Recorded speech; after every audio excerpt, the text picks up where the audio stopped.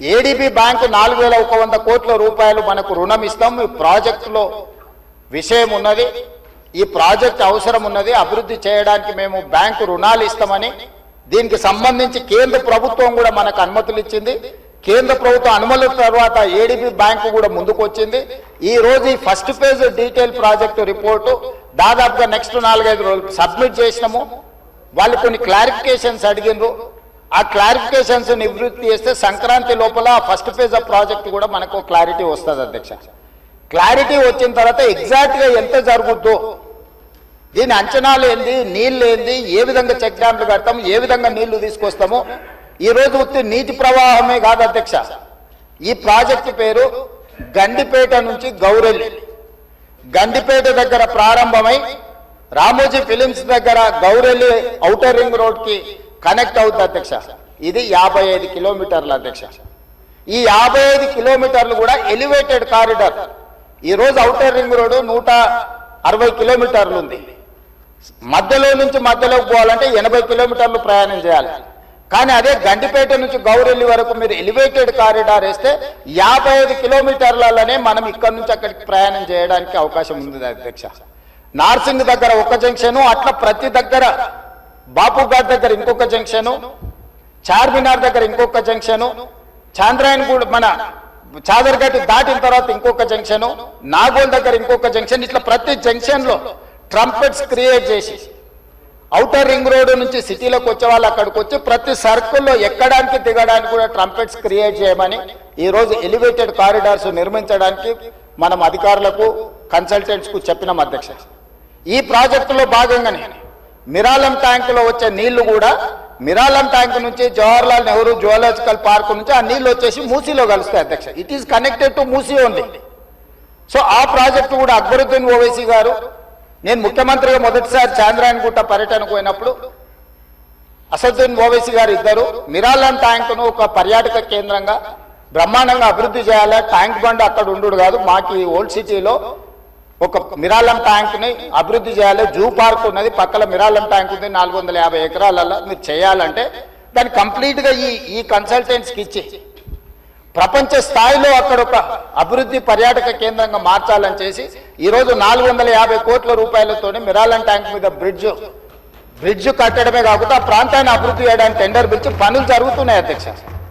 రాబోయే 2 సంవత్సరాలలో ఆ ప్రాజెక్టు కూడా పూర్తి చేస్తాం అధ్యక్ష. ఓల్డ్ సిటీ అని నెగ్లెక్ట్ చేయలేదు అధ్యక్ష.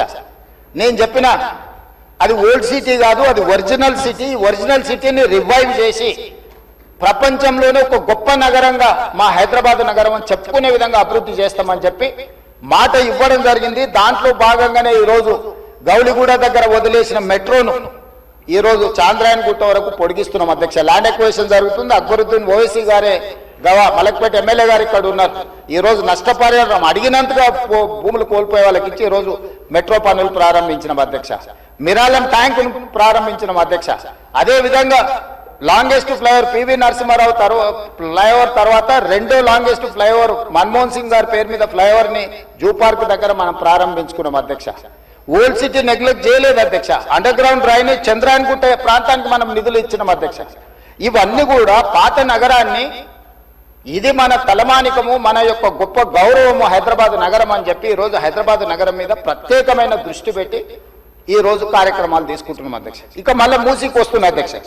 ఈ మూసీని కేవలం మా మిత్రులు పాయల్ శంకర్ గారు అడిగారు, ఇది ఉత్త నీళ్ళే తీసుకొస్తారా, దీన్ని వ్యాపార కేంద్రంగా చేస్తారా? వారేమో ప్రశ్న అడిగారు. కొంతమంది ఏమో రేవంత్ రెడ్డి రియల్ ఎస్టేట్ బ్రోకర్గా మారిండు, రేవంత్ రెడ్డి రియల్ ఎస్టేట్ చేస్తాడని. అధ్యక్ష, రియల్ ఎస్టేట్ ఒక ఇండస్ట్రీని ప్రమోట్ చేసి ఇండస్ట్రీకి అవసరమైన వసతులు కల్పించడం అనేది ప్రభుత్వం యొక్క బాధ్యత.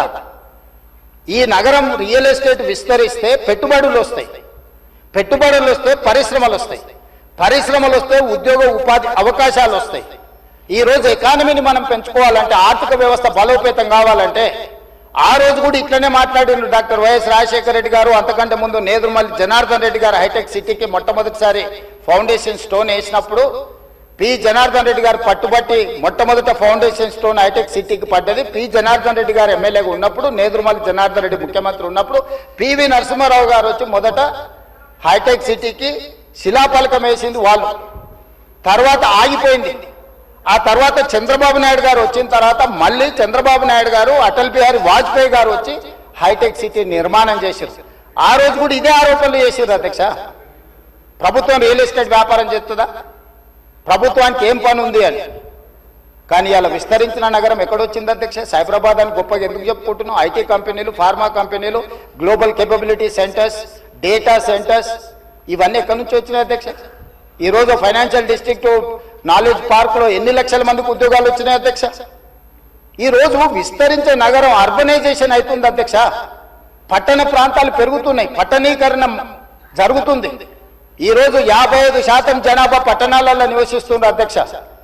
రాబోయే 20-25 ఏళ్లలో 75% మన పట్టణాల యొక్క జనాభా పెరుగుతుంది అధ్యక్ష. కేవలం ఔటర్ రింగ్ రోడ్ ఇన్సైడే 1,34,00,000 మంది ప్రజలు నివసిస్తున్నారు అధ్యక్ష. 3,78,00,000 తెలంగాణ జనాభా ఉంటే ఔటర్ రింగ్ రోడ్ ఇన్సైడ్ మాత్రమే 1,34,00,000 మంది నివసిస్తున్నారు అధ్యక్ష. అంటే ఇక్కడ మోర్ దాన్ 1/3. టోక్యో ఒక సిటీలో తెలంగాణ జనాభా కంటే ఎక్కువ ఉన్నారు అధ్యక్ష. 4 కోట్ల మంది ఒక పట్టణంలో నివసిస్తున్నారు అధ్యక్ష. ఈరోజు ప్రపంచం అంతా పట్టణాల వైపు వేగంగా విస్తరణ జరుగుతుంది. దానికి తగ్గట్టుగా మనం నగరాలను అభివృద్ధి చేసుకోవాలి. అందులో భాగంగానే ఈరోజు వికసిత్ భారత్ ప్రణాళిక ఏంది? ఈరోజు అందుకోసమే ఆయన దుఃఖం చూడు, ఆయన బాధ చూడు, కడుపులో విషము ఎట్లా అంటే కడుపు నిండా విషయం. ఆ మూసీలో ఉన్న కాలుష్యానికంటే వీళ్ళ కడుపులలో అంతకంటే ఎక్కువ విషయం ఉంది అధ్యక్ష. విషం జిమ్ముతున్నారు. మీరు మూసీ కాలుష్యమే ప్రమాదం అనుకుంటున్నారు అధ్యక్ష. ఈ మనుషుల కడుపుల్లో ఉన్న విషయం మూసీ కాలుష్యానికంటే ప్రమాదకరంగా తయారైంది అధ్యక్ష. ఏం నొప్పి అధ్యక్ష? నేను ఎవరినైనా విమర్శించిన అధ్యక్ష? నేను ఈ ప్రభుత్వం ఏం కార్యక్రమాలు చేపట్టబోతుందో సభలో సభ్యులు మాకు తెలవాలని అడిగినారు. పాయల శంకర్ గారు ఏమడిగినారు అధ్యక్ష? మేము సభ్యులము, ప్రభుత్వం ఏం చేస్తుందో మాకు వివరించండి, మేము కూడా మా చేతనైన సాయం చేస్తామని మాట్లాడినారు అధ్యక్ష. నేను వివరాలు చెప్పే ప్రయత్నం చేస్తే విషయం ఎందుకు కక్కుతున్నారు అధ్యక్ష? ఈరోజు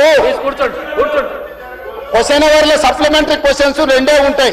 10 క్వశ్చన్స్ ఉండవు, 10 మందికి ఇయ్యరు. స్పీకర్ గారు అలౌ చేశారు, స్పీకర్ గారు నాకు అనుమతించారు వివరించమని.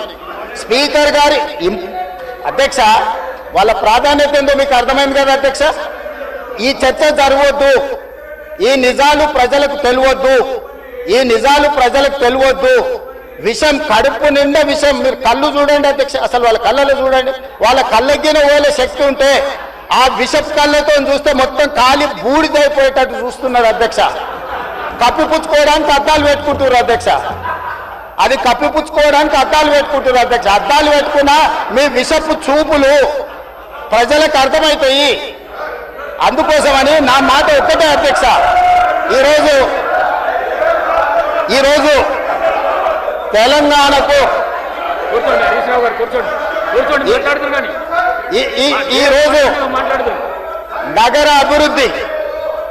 ఈరోజు నగర అభివృద్ధి చేయడం మా బాధ్యత.